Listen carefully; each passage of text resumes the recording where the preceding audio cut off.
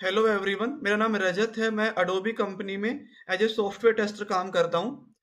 Software testing interview में जो question पूछे जा सकते हैं उन्हीं क्वेश्चंस को हम इस सीरीज में डिस्कस करेंगे।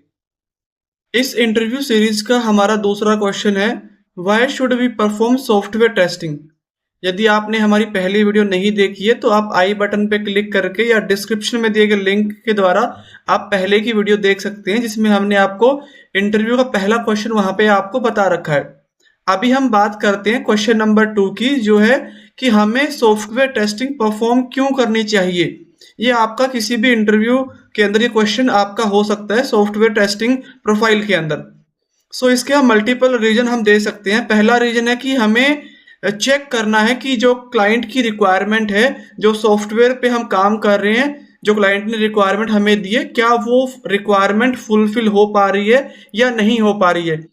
डेवलपर ने सिस्टम को, प्रोडक्ट को तैयार किया, उसको डेवलप किया, देन उसके बाद वो टेस्टिंग के लिए आता है टेस्टर्स के पास। सो टेस्टर ये श्योर करते हैं कि वो एज पर क्लाइंट रिक्वायरमेंट हो और वो अच्छे से काम करता हो, उसकी functionality as per client requirement हो। सो पहला रीजन आप ये दे सकते हैं। दूसरा रीजन आप दे सकते हैं कि जब भी आपके पास कोई सॉफ्टवेयर या कोई भी प्रोडक्ट आता है तो आपको उसमें डिफेक्ट फाइंड करने हैं। वो डिफेक्ट आप तभी फाइंड कर सकते हैं जब आप उस पर टेस्टिंग करेंगे। यहाँ पे इस क्वेश्चन में आप ये भी पॉइंट आपका ऐड हो सकता है कि डेवलपर लोग क्यों नहीं डिफेक्ट फाइंड कर सकते। ऐसा नहीं है कि डेवलपर लोग फाइंड नहीं कर सकते, वो भी फाइंड कर सकते हैं, बट वो फाइंड इसलिए नहीं कर पाते। यहाँ पे बेसिकली दो रीजन हम दे सकते हैं। पहला है माइंडसेट का। डेवलपर्स का जो माइंडसेट है वो उस माइंडसेट से नहीं सोच पाते हैं जैसे जिस माइंडसेट से एक टेस्टर सोच पाता है। दूसरा, जो हम इन जनरल भी इसको हम बोल सकते हैं कि खुद की गलती हमें कम दिखाई देती है, उसके लिए हमें एक दूसरे बंदे की, एक दूसरे पर्सन की रिक्वायरमेंट होती है, जिसको हम सॉफ्टवेयर टेस्टिंग में एक टेस्टर का नाम हम देते हैं।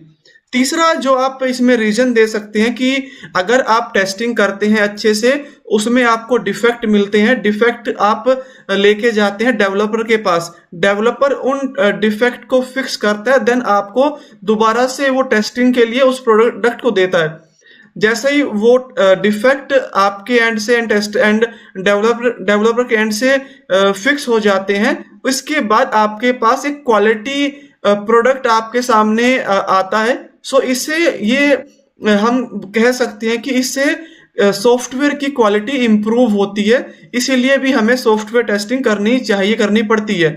एंड इसके बाद आप रीजन दे सकते हैं कि या अपना पॉइंट रख सकते हैं कि मैं सॉफ्टवेयर टेस्टिंग इसलिए करूंगा ताकि अगर कोई एंड यूजर अगर कोई एंड यूजर मेरे प्रोडक्ट को, मेरे सॉफ्टवेयर को यूज करता है, सो उसके लिए वो यूजफुल हो, उसके लिए वो हेल्पफुल हो, उसे यूज करने में कोई डिफिकल्टी ना आए सॉफ्टवेयर को यूज करने में। एंड इसके नेक्स्ट आप अपना पॉइंट रख सकते हैं कि मुझे सॉफ्टवेयर टेस्टिंग इसलिए करनी चाहिए कि मैं उस सॉफ्टवेयर की परफॉर्मेंस चेक कर पाऊं। परफॉर्मेंस का मेरा मतलब यहाँ है कि फॉर एग्जांपल अगर मेरे पास अभी टेस्टिंग के अंदर अगर स्टार्टिंग में 10 लोग एक प्रोडक्ट पे टेस्ट कर रहे हैं, सो मैं वहां पे उसकी परफॉर्मेंस चेक करूं, देन वहां पे मैं उसके बाद मैं जो उसके ऊपर स्ट्रेस है वो बढ़ा दूं। स्ट्रेस यानी उसके ऊपर number of people, number of tester वहां पे इंक्रीज करके देखूं कि क्या इसकी परफॉर्मेंस पे कोई इफेक्ट पड़ रहा है या नहीं पड़ रहा। सो ये भी आप पॉइंट वहां पे रख सकते हैं। इसके बाद आप सिक्योरिटी वाला पॉइंट भी रख सकते हैं कि टेस्टिंग में मैं चेक करूंगा कि एक सॉफ्टवेयर की सिक्योरिटी कैसी है। फॉर एग्जांपल अगर मैं बैंकिंग की बात करूं तो बैंकिंग के अंदर आपको एक ऐसा सॉफ्टवेयर चाहिए जहां पे आपकी सिक्योरिटी पे कोई भी क्वेश्चन मार्क ना हो, यानी यूजर की सिक्योरिटी मस्ट है वहां पे। सो ये सिक्योरिटी भी एक सॉफ्टवेयर टेस्टिंग के थ्रू ही पॉसिबल है, जो एक टेस्टर कर सकता है। सो बेसिकली आप ये मल्टीपल पॉइंट्स आप रख सकते हैं कि आपको क्यों परफॉर्म करनी है सॉफ्टवेयर टेस्टिंग।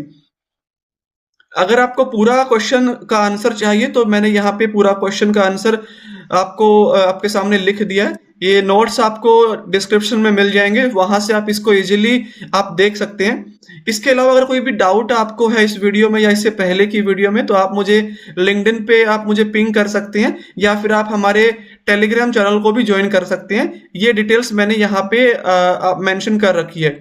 सो इस वीडियो के लिए इतना ही, मिलते हैं नेक्स्ट वीडियो में।